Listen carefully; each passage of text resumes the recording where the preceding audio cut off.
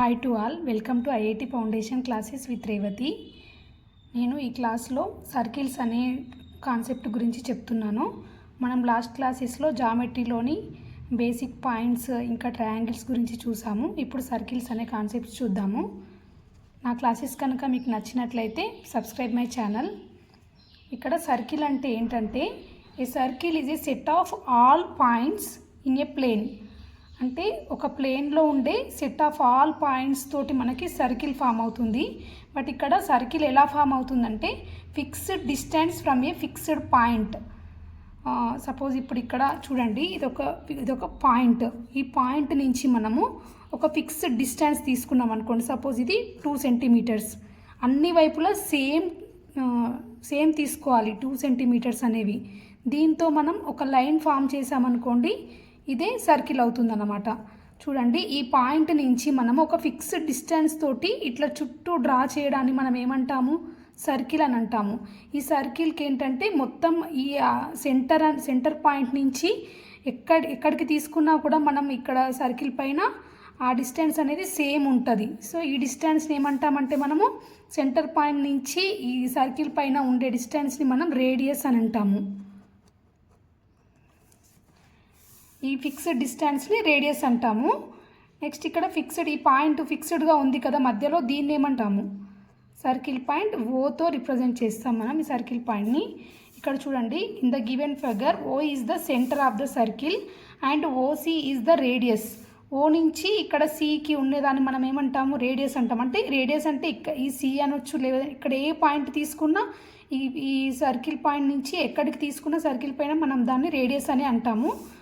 ఇక్కడ ఏబి అనేది ఏంటి? ఇక్కడ ఏ నుంచి బి అంటే ఒక సర్కిల్లో ఈ ఓ పాయింట్ని టచ్ చేస్తూ వెళ్ళే ఈ లైన్ ఉంది కదా మనకి, ఈ డిస్టెన్స్ని మనం ఏమంటామంటే డయామీటర్ అంటాం. అంటే ఇది ఏబి కదా. సపోజ్ నేను ఇలా కూడా గీయొచ్చు, ఇక్కడి నుండి ఇక్కడికైనా దీన్ని అయినా డయామీటర్ అంటాం. ఏ లైన్ అయితే సర్కిల్ని టచ్ చేసుకుంటూ మనకి ఈ సర్కిల్ పైన గీస్తామో, ఈ పాయింట్ని టచ్ చేస్తుందో ఓని, ఆర్జిన్ని, ఆ లైన్స్ని మనం డయామీటర్స్ అని అంటాం. ఇప్పుడు ఇలా అయినా గీయొచ్చు, ఇది కూడా ఒక డయామీటర్. అలా ఈ డయామీటర్ అనేది ఎప్పుడైనా డబుల్ ద రేడియస్ ఉంటుంది. అంటే ఇక్కడి నుంచి ఇక్కడికి మనకి రేడియస్ కదా, ఆర్ కదా, ఇప్పుడు సర్కిల్ నుంచి ఇక్కడికి.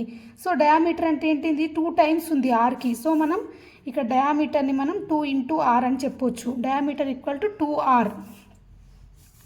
చూడండి, ఇక్కడ the centre of the circle is generally denoted by O. The diameter is represented as D and the radius is R. రేడియస్ని ఆర్గా రిప్రజెంట్ చేస్తాము, ఇక్కడ డయామీటర్ని డి అని చెప్తాము. The perimeter of the circle is called the circumference of the circle. మనం perimeter అంటే ఏంటి? ఇప్పుడు ఇది ఒక సర్కిల్. ఈ సర్కిల్కి చుట్టూ ఉండేదాన్ని మనం పెరిమీటర్ అని అంటాం. దీన్ని మొత్తం చుట్టుకొలత అంటాం కదా, తెలుగులో అయితే చుట్టుకొలత. మనకి ఇప్పుడు ట్రయాంగిల్ అనుకోండి, ట్రయాంగిల్కి చుట్టూ ఉండేదాన్ని మనం పెరిమీటర్ అంటాము. అలానే సర్కిల్కి ఉండే చుట్టూ దీన్ని ఏమంటామంటే సర్కంఫరెన్స్ అని అంటాము. ఈ సర్కంఫరెన్స్ అనేది ఎంత ఉంటుందంటే π times of the diameter, π × d అని చెప్తాము. π × d, ది సర్కంఫరెన్స్ = π × d. చూడండి, అది π వాల్యూ ఏంటంటే 22/7 ఆర్ 3.14 అని తీసుకుంటాము. ఇది ఒక సర్కిల్లో సెంటర్ పాయింట్ O. ఇక్కడ మనకి 2 పాయింట్స్ ఇచ్చాడు. ఇక్కడ ఏ, ఇది ఒక పాయింట్ బి, ఒకటి మనకి ఇక్కడ 3 పాయింట్స్ ఉన్నాయి. చూడండి, ఒక పాయింట్ ఏమో ఈ ఏబిసి అనేవి 3 పాయింట్స్ మనకి.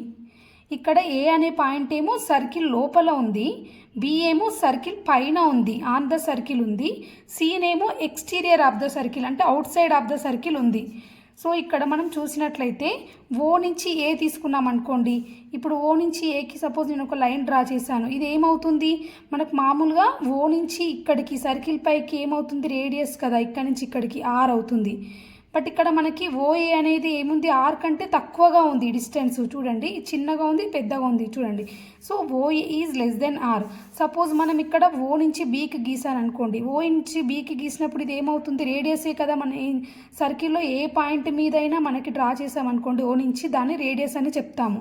సో ఓబి = r అవుతుంది. అదే ఇప్పుడు నేను ఇక్కడ ఓ నుంచి సికి గీసాను అనుకోండి ఒక లైన్. ఇది చూడండి, ఇక్కడ ఇది ఏమవుతుంది, రేడియస్ కంటే ఎక్కువగా ఉంది లెంత్, దీని లెంత్. సో ఇక్కడ ఏంటి, OC is greater than R అన్నమాట.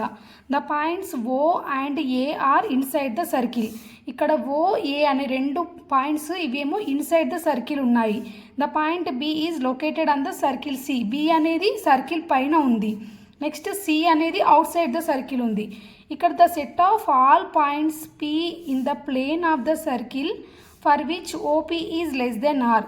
మనకి ఏవైతే పాయింట్స్ సర్కిల్ లోపల ఉంటాయో, అంటే సర్కిల్ని టచ్ అవ్వవు అవి, ఈ సర్కిల్ లోపల ఉంటాయి అనుకోండి. సపోజ్ ఏవైనా పాయింట్స్, ఆ పాయింట్స్ నుంచి ఓ నుంచి ఆ పాయింట్స్కి డిస్టెన్స్ ఉంటుంది కదా, అది ఎప్పుడైనా సరే లెస్ దెన్ ఆర్ ఉంటుంది, రేడియస్ కంటే తక్కువగా ఉంటుంది. సపోజ్ నేను ఇక్కడ తీసుకున్నాను అనుకోండి ఒక పాయింట్, ఇప్పుడు ఈ డిస్టెన్స్ కూడా చూడండి లెస్ దెన్ ఆర్ కంటే తక్కువే కదా. ఆర్ అంటే ఏంటి, ఏదైతే సర్కిల్ పైన ఉంటుందో ఆ పాయింట్కి మాత్రమే రేడియస్ అవుతుంది, ఆర్ అనేది లెంత్ అవుతుంది.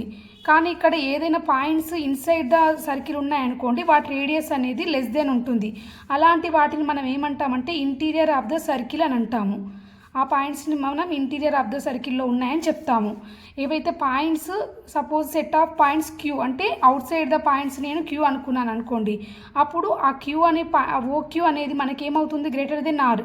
ఎందుకంటే అవుట్ సైడ్ ద సర్కిల్ మనకి లెంత్ అనేది ఎంత ఉంటుంది, గ్రేటర్ దెన్ ఆర్ ఉంటుంది. ఎందుకంటే ఆన్ ద పాయింట్ ఉన్నప్పుడు మాత్రమే మనకి రేడియస్ కదా, దాన్నే రేడియస్ అంటాము. ఏదైతే అవుట్ సైడ్ ద సర్కిల్ ఉంటాయో వాటిని మనం ఎక్స్టీరియర్ ఆఫ్ ద సర్కిల్ అని అంటాము. ఇక్కడ B is a point on the circum. B అనేది ఎక్కడుంది, మనకి సర్కిల్ మీదనే ఉంది. On the circumference of the circle, అంటే ఆ సర్కిల్కి చుట్టూ ఎక్కడో ఒక దగ్గర ఉండే పాయింట్ దాని మీద ఉందనుకోండి ఆ సర్కిల్ మీద, అలాంటి వాటికి రేడియస్ అనేది ఈక్వల్గా ఉంటుంది. రేడియస్ ఈక్వల్ టు ఓబి, ఆ points distance equal to radius అవుతుంది అన్నమాట. చూడండి ఇంతకుముందే మళ్ళీ ఇక్కడ ఉంది. ఇక్కడ ఏంటంటే ఇందులో క్లియర్గా ఇక్కడ ఆ రేడియస్ అనేది, రేడియస్ని ఇంటీరియర్లో ఉన్నప్పుడు ఎలా ఉంటుంది, ఎక్స్టీరియర్లో ఉన్నప్పుడు పాయింట్స్ ఎలా ఉంటుంది అనేది చెప్తున్నాం ఇందులో, అంతే. నెక్స్ట్ ఇక్కడ కార్డ్ అంటే ఏందో చూద్దాము. కార్డ్ అంటే ఏంటంటే the line segment joining any two points on a circle. ఒక line segment joining any two points on, suppose ఇప్పుడు 2 పాయింట్స్ ఉన్నాయి, ఇక్కడ ఒక పి ఉంది, సర్కిల్ పైన ఉండే 2 పాయింట్స్ని ఒక లైన్ సిగ్మెంట్ టచ్ చేస్తుంది, జాయిన్ అవుతూ వెళ్తుంది, దాన్ని మనం కార్డ్ అని అంటాము. చూడండి ఇక్కడ పీక్యూ, ఇది ఒక కార్డ్ అవుతుంది అన్నమాట. నెక్స్ట్ ఇక్కడ ఏబి అనేది కూడా ఒక కార్డ్. బట్ ఇక్కడ ఏంటంటే ఇది, ఈ ఏబి అనేది ఓని టచ్ చేస్తూ వెళ్తుంది కాబట్టి నేను చెప్పాను కదా ఆల్రెడీ, ఓని టచ్ చేస్తూ వెళ్ళే లైన్ని మనం ఏమంటాము, డయామీటర్ అని అంటాము. దీన్ని డయామీటర్ అనొచ్చు, కార్డ్ అనొచ్చు. డయామీటర్ ఆల్సో యాక్ట్స్ లైక్ ఏ కార్డ్ అన్నమాట. మనం ఇది ప్రాపర్టీస్లో ఉంటుంది అది కూడా. నెక్స్ట్ ఇక్కడ పీక్యూ అనేది ఒక కార్డ్. నెక్స్ట్ సపోజ్ నేను ఇక్కడ ఇంకొక 2 పాయింట్స్ ఇక్కడ తీసుకున్నాను అనుకోండి, ఇది కూడా సపోజ్ ఇది ఆర్ఎస్ అనుకుంటున్నాను. ఈ ఆర్ఎస్ అనేది ఏమవుతుంది, ఒక కార్డ్. ఏవైతే సర్కిల్ మీద 2 పాయింట్స్ని జాయిన్ చేస్తూ ఒక లైన్ సిగ్మెంట్ గీస్తామో దాన్ని మనం కార్డ్ అని చెప్తాము. ఇక్కడ చూడండి, ఇక్కడ ఫిగర్లో PQ and AB are the chords. AB passes through the centre. Here it is the diameter of the circle. A diameter is the longest chord of the circle. డయామీటర్ని మనం ఏమంటామంటే longest card of the circle అని కూడా చెప్తాము. ఇది మనకి fill in the బ్లాంక్స్లో అలా వస్తుంది, గుర్తుపెట్టుకోండి. డయామీటర్ అనేది longest card of the circle. It divides the circle into 2 equal parts. మనకు డయామీటర్ ఏం చేస్తుంది, మనం సర్కిల్ని 2 ఈక్వల్ పార్ట్స్గా డివైడ్ చేస్తుంది. చూడండి ఇప్పుడు సపోజ్ ఇక్కడ ఒక సర్కిల్ నేను ఒకటి తీసుకున్నాను, ఇది సర్కిల్. ఇందులో నేను సపోజ్ ఇక్కడ ఇది డయామీటర్, ఇక్కడ నుంచి ఇది ఆఫ్ చేశాను అనుకోండి, ఇది మొత్తం ఏమవుతుంది, ఇక్కడ డయామీటర్ అవుతుంది. ఇప్పుడు నా చెయ్యి ఉంది కదా, ఇది డయామీటర్ అవుతుంది. ఈక్వల్గా డివైడ్ చేస్తుంది డయామీటర్ అనేది. Longest card of the circle ఇది ఈక్వల్ చేస్తుంది కాబట్టి మనం దీన్ని లాంగెస్ట్ కార్డ్ అని చెప్తాము. సీకెంట్ అంటే ఏంటి, a line which intersects a circle in 2 distinct points is called secant of the circle.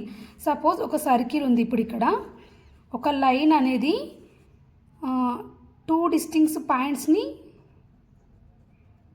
Touch చేస్తుంది. ఇక్కడ లైన్, ఇది ఒక లైన్ అనుకోండి, which intersect the circle in 2 distinct point. అంటే ఇది బయట నుంచి ఇలా వస్తుంది, ఇక్కడ 2 పాయింట్స్ని టచ్ చేసుకుంటూ వెళ్తుంది ఈ లైన్. ఈ లైన్ని ఏమంటామంటే దీన్ని మనం సీకెంట్ ఆఫ్ ద సర్కిల్ అని అంటాము. ఏ లైన్ అయితే సర్కిల్ని 2 డిస్టింక్ట్ పాయింట్స్ దగ్గర టచ్ చేసుకుంటూ వెళ్తుందో ఆ లైన్ని మనం సీకెంట్ ఆఫ్ ద సర్కిల్ అని అంటాము. నెక్స్ట్ ఇక్కడ tangent, a line lying in the plane of the circle that meets the circle in exactly 1 point. Suppose ఇక్కడ ఒక సర్కిల్ ఉంది, ఇది సర్కిల్, ఒక లైన్ వెళ్తుంది సర్కిల్ నుంచి, కాకపోతే ఇది ఒక్కటి పాయింట్ని టచ్ చేసుకుంటూ వెళ్తుంది. ఇది ఒక పాయింట్ సర్కిల్ పైన ఒక పాయింట్ని టచ్ చేసుకుంటూ ఇలా వెళ్ళడాన్ని దీన్ని మనం టాంజెంట్ అని అంటాం. ఈ లైన్ ఇలా వెళ్ళడాన్ని మనం టాంజెంట్ లైన్, ఇది టాంజెంట్ అన్నమాట, దీన్ని టాంజెంట్ అంటారు.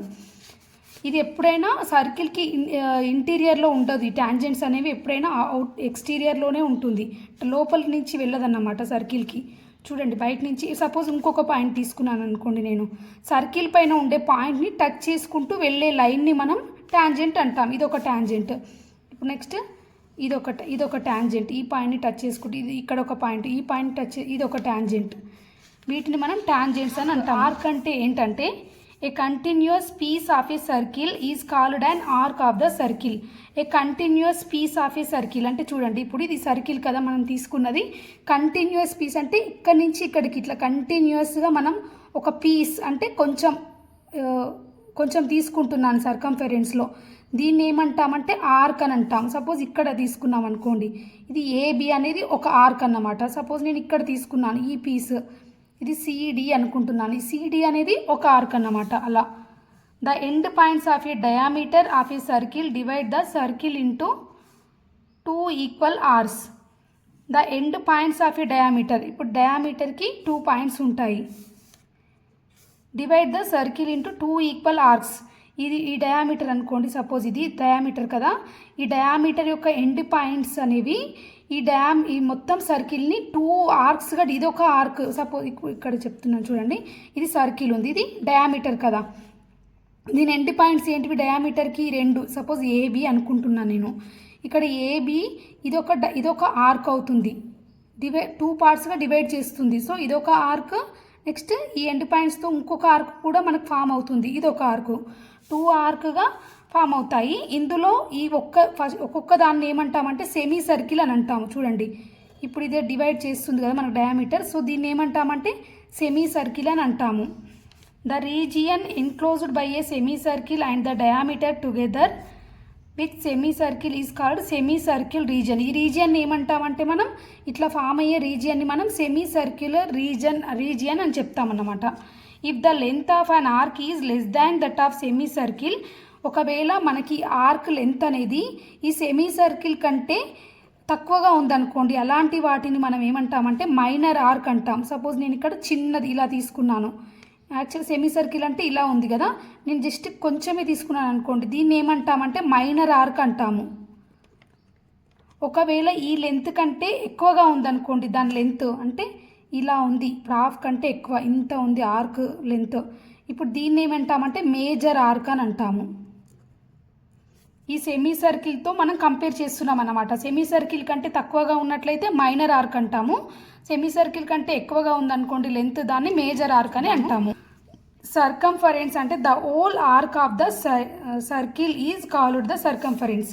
మనం ఆర్క్ అంటే ఏంటి, ఒక చిన్న పార్ట్ ఆఫ్ ద సర్కిల్. ఇది సర్కంఫరెన్స్ అంటే ఏంటంటే మొత్తం పార్ట్ అన్నట్టు, సర్కిల్ మొత్తం చుట్టూ ఉండే ఈ పార్ట్ ఆర్క్ పెద్ద, ఇదే మొత్తం ఆర్క్ అంటాము. సర్కిల్ చుట్టుకొలత, ఇది తెలుగులో చెప్పినట్లయితే మనం చుట్టుకొలత అంటాం కదా. ఇప్పుడు ఒక సర్కిల్ ఉందనుకోండి, దీని చుట్టూ ఉండి దీని మొత్తాన్ని ఏమంటామంటే ఈ సర్కంఫరెన్స్ అని చెప్తామన్నమాట. దీన్ని ఏమనొచ్చు మనం, ఫుల్ ఆర్క్గా చెప్పొచ్చు కదా. సపోజ్ చిన్నది తీసుకున్నాం అనుకో, ఇది ఒక ఆర్క్ అవుతుంది. ఇక్కడే ఓల్ ఆర్క్ అంటున్నాను, మొత్తం సర్కిల్లో ఉండే మొత్తం ఆర్క్ని కలిపి మనం సర్కంఫరెన్స్ అని చెప్తాము. Circumference of a circle equal to ఏమని చెప్పాను నేను, పై ఇంటూ డి కదా, మనకి pi times of the diameter. So మనకి డి ఈక్వల్ టు 2r కాబట్టి 2πr అని రాయొచ్చు దీన్ని. సర్కంఫరెన్స్ ఫార్ములా, ఈ ఫార్ములా ఖచ్చితంగా గుర్తుంచుకోవాలి, మనకు ప్రాబ్లమ్స్ అన్నీ దీనిపైన డిపెండ్ అయి ఉంటాయి. ఇక్కడ వేర్ పై వాల్యూ ఎంత, మనకి 22/7 తీసుకోవచ్చు, లేదంటే 3.14 కూడా మనం ప్రాబ్లమ్స్ చేసేటప్పుడు ఏది సూటబుల్ అయితే దాన్ని తీసుకోవాలి ఆ వాల్యూని. పై ఈక్వల్ 22/7 ఆర్ 3.14. ఇక్కడ ఆర్ అనేది ఏంటంటే radius of the circle. Angle subtended by a pair of points అంటే ఇక్కడ ఇది ఏంటంటే సపోజ్ మనకి ఇది ఒక సర్కిల్ కదా. ఇప్పుడు ఇక్కడ సర్కిల్ మీద పాయింట్స్ ఉన్నాయి, ఇవి ఏ బి అనుకోండి. సపోజ్ ఇది ఒక పాయింట్ పి అనుకోండి. ఈ ఏ నుంచి ఏబి పి, ఇప్పుడు ఈ మనకి ఈ పికి ఈ ఏకి ఈ మధ్యలో మనకి ఒక యాంగిల్ ఫామ్ అయింది. ఈ యాంగిల్ని ఏమంటామంటే మనము angle subtended by the 2 points A and B. ఈ 2 పాయింట్స్ వల్ల మనకి యాంగిల్ అనేది ఫామ్ అయింది, కాబట్టి దీన్ని angle subtended by a pair of points అని అంటాము. చూడండి ఇక్కడ P is the angle APB, the angle subtended by an arc or chord.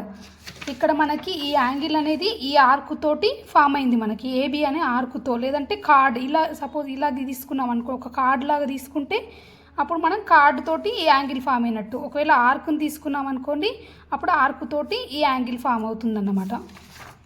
ఇక్కడ సిగ్మెంట్ ఆఫ్ ఏ సర్కిల్ అంటే ఏంటంటే the part of a circular region bounded by an arc AB and the chord AB.